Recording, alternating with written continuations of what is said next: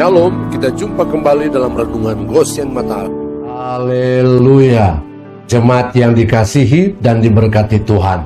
Renungan pagi hari ini bertema, kebaikan kita mengubah hati orang. Bacaan firman terambil dari 1 Samuel pasal 26, ayat 21 sampai 23. Demikian firman Tuhan. Lalu berkatalah Saul, aku telah berbuat dosa, pulanglah anakku Daud, sebab aku tidak akan berbuat jahat lagi kepadamu, karena nyawaku pada hari ini berharga di matamu. Sesungguhnya perbuatanku itu bodoh dan aku sesat sama sekali. Tetapi Daud menjawab, inilah tombak itu, ya tuanku raja, baiklah salah seorang dari orang-orangmu menyeberang untuk mengambilnya. Tuhan akan membalas kebenaran dan kesetiaan setiap orang, sebab Tuhan menyerahkan engkau pada hari ini ke dalam tanganku, tetapi aku tidak mau menjamah orang yang diurapi Tuhan. Bukanlah perkara mudah untuk Daud bisa memaklumi perlakuan jahat yang dilakukan Saul terhadap dirinya.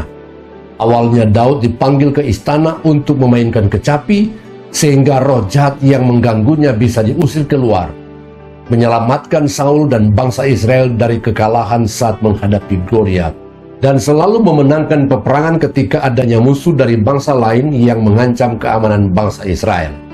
Tetapi segala kepahlawanan dan kebaikan Daud bagi Saul dan bangsanya, ternyata ia menerima balasan yang sangat tidak sepadan. Saul justru sangat dengki dan melemparkan tombak untuk membunuh Daud. Daud ditipu dan dibohongi Saul. Daud dijebak supaya dibunuh oleh orang-orang Filistin. Daud dikejar-kejar oleh 3.000 prajurit terlatih untuk menangkap dan membunuhnya.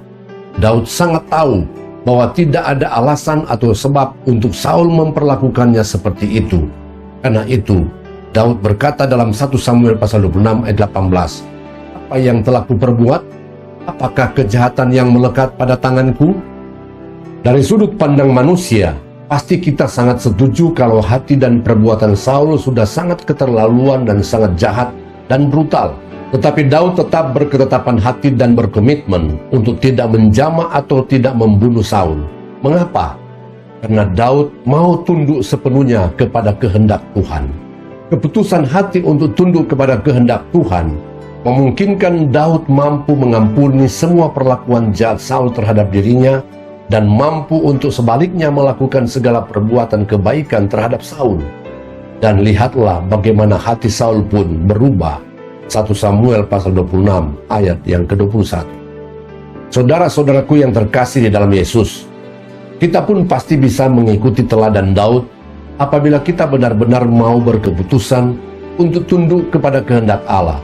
Kita pasti akan mampu untuk mengampuni dan sebaliknya melakukan segala kebaikan terhadap siapapun yang mungkin sudah atau sedang melakukan sesuatu yang mengecewakan dan menyakitkan kita.